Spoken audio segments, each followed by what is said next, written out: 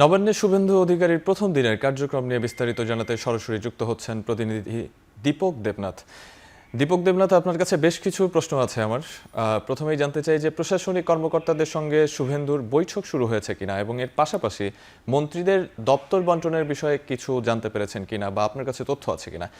আরও শুভেন্দুর ব্যক্তিগত সহায়ক হত্যার ঘটনায় গ্রেপ্তারকৃতদের চিকিৎসাবাদের জন্য সিআইডি রিমান্ড আবেদন করেছে কিনা জানাবেন বিস্তারিত।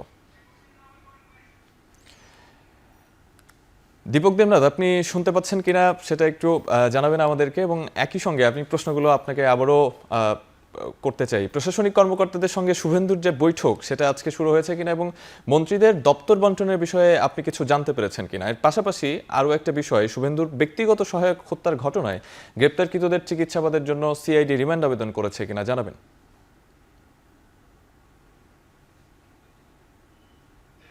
রাখি যে নতুন মুখ্যমন্ত্রী শুভেন্দু অধিকারীর সাথে যে ক্যাবিনেট বৈঠক ছিল, অর্থাৎ যে 5 মন্ত্রী শপথ নিয়েছিল গতদিন, তাদের সাথে আজকে বৈঠক হয়েছে, বৈঠক সম্পন্ন হয়েছে, শেষ হয়েছে এবং বৈঠকের পর একটি সংবাদ সম্মেলন করেন নতুন মুখ্যমন্ত্রী শুভেন্দু অধিকারী।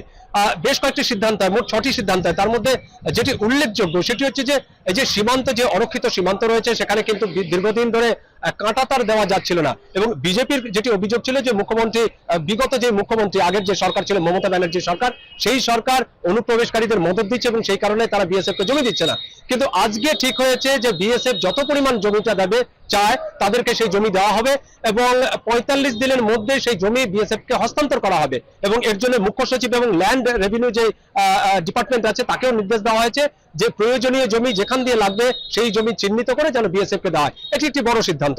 পাশাপাশি নারীদের সুরক্ষা, মহিলাদের সুরক্ষা, এই সুরক্ষাটা নিশ্চিত করে করার ব্যাপারেও কিন্তু আলোচনা হয়েছে। মূলত এই দুইটি বিষয় যে মূল বিষয়, এবং এছাড়াও একাধিক বিষয় রয়েছে যে কর্মসংস্থান, নতুন করে কর্মসংস্থান করা যায় কিনা, নতুন করে কলকারখানা শিল্প বিনিয়োগ করা যায় কিনা, এইসব বিষয়গুলো নিয়ে আলোচনা হয়েছে। এবং যে সমস্ত ভাতা রয়েছে, আগের সরকারের যে সমস্ত ভাতা আছে সেই সমস্ত ভাতার যে অর্থ, সেই অর্থটাকে দ্বিগুণ করার কিন্তু একটা প্রতিশ্রুতি দিয়েছিল বিজেপি সরকার। সেই দ্বিগুণ করা কিভাবে করা যায়, সেটা এক্ষুনি করা সম্ভব কিনা, এই সমস্ত বিষয়গুলোকে নিয়ে কিন্তু আজকে নতুন যে সরকার, সেই সরকারের ক্যাবিনেট বৈঠকে আলোচনা হয়েছে। আপনি জানেন না যে আজকে সকালবেলায় তার যে বাড়ি কলকাতার যে চায়না পার্ক, সেই চায়না পার্ক থেকে বের হয়ে তিনি কিন্তু প্রথমে শ্রমিক ভট্টাচার্য বিজেপির যে রাজ্য সভাপতি তার বাড়িতে যান, সেখান থেকে গাড়িতে করে সল্টলেকের সেক্টর 5 যে বিজেপির কার্যালয় আছে, দলীয় কার্যালয়, সেখানে যান এবং সেখান থেকে নবান্নে ঢোকেন প্রায় 11:30 নাগাদ এবং 11:35 নাগাদ তাকে কিন্তু গার্ড অফ অনার দেওয়া হয় কলকাতা পুলিশের তরফ থেকে এবং সেই গার্ড অফ অনার নিয়েই কিন্তু তিনি সোজা চলে যান 14 তলায়, নবান্নের 14 তলায়, যেখানে আজকে এই প্রশাসনিক বা ক্যাবিনেট মিটিংটি হয়েছে। এবং তারপরে রাজ্য পুলিশের একাধিক কর্মকর্তারা, রাজ্যের যে মুখ্য সচিব তার সাথে বৈঠক করেছেন, রাজ্যের যে স্বরাষ্ট্র সচিব সংঘমিত্রা ঘোষ তার সাথে বৈঠক করেছেন। এরপরেও কিন্তু একাধিক বৈঠক আছে যেখানে রাজ্যের যারা জয়ী বিধায়ক আছেন তাদের সাথে বৈঠক করবেন, বিভিন্ন জেলার যারা এসপি আছেন অর্থাৎ পুলিশ সুপার আছে তাদের সাথে বৈঠক করবেন, বিভিন্ন জেলার যারা জেলা শাসক আছে তাদের সাথে বৈঠক করবেন। সুতরাং আজকে একাধিক বৈঠক আছে এবং সেই বৈঠক থেকে কিন্তু শেষ যে বৈঠক আছে বিকেল 5টায়, সেটি কিন্তু রাজ্য পুলিশের যে ডিজি এবং এডিজি আইন শৃঙ্খলা তাদের সাথে বৈঠক করবেন এবং রাজ্যের সার্বিক যে আইন শৃঙ্খলা পরিস্থিতি সেটা নিয়ে আলোচনা করবেন। কারণ আপনি জানেন যে নির্বাচন পরবর্তী ক্ষেত্রে কিন্তু আমরা বিভিন্ন জায়গায় কিন্তু বেশ কয়েকটি সংক্ষিপ্ত হিংসা দেখেছি, সহিংসতা দেখেছি এবং বেশ কয়েকজনের মৃত্যু হয়েছে।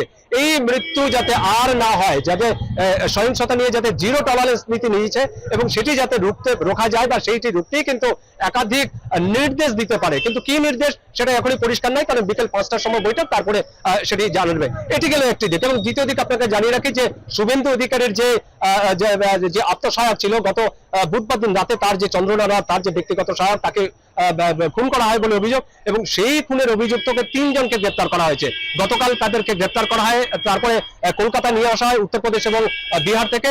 কিছুক্ষণ আগে তাদের এই যে আমি যে কোর্টে দাঁড়িয়ে আছি, আদালত চত্বরে দাঁড়িয়ে রয়েছি, সেই বারাসাত যে উত্তর 24 পরগনা জেলার যে আদালত, সেই আদালতে তোলা হয় এবং কিছুক্ষণ আগে আমাদের যেটা খবর পেয়েছি যে সেই 3 অভিযুক্ত, একজন মায়াঙ্ক রাজ শর্মা, একজন হচ্ছে রাজ সিং এবং অন্যজন হচ্ছে ভিকি মৌর্য, এই 3 জনকে কিন্তু 13 দিনের সিআইডি রিমান্ডের নির্দেশ দিয়েছে এবং সিআইডি তাদের নিজেদের হেফাজতে নিয়ে কিন্তু পরবর্তী আরো জিজ্ঞাসাবাদ করতে যায় যে এই 3 জনই কি মূল অভিযুক্ত, এই 3 জনকে কারা তাদের সুপালি কিলার দিয়েছিল, কারা হত্যার নির্দেশ দিয়েছিল এবং গুলি কোথা থেকে এসছে, অস্ত্র কোথা থেকে এসছে, তারা কোথা থেকে এসেছিল, কোথায় আবার পালিয়ে গিয়েছে, সমস্তটাই কিন্তু জানতে চায়। যদিও তদন্তের স্বার্থে পুলিশ কিন্তু এক্ষুনি কোনো কিছু বলতে চাইছে না। কলকাতা থেকে আমাদের সঙ্গে যুক্ত ছিলেন দীপক দেবনাথ, জানাচ্ছিলেন শুভেন্দু অধিকারী সরকার গঠনের পর প্রথম দিনের কার্যক্রম এবং তার পিএস হত্যাকাণ্ডের ঘটনায় জিজ্ঞাসাবাদের সবশেষ।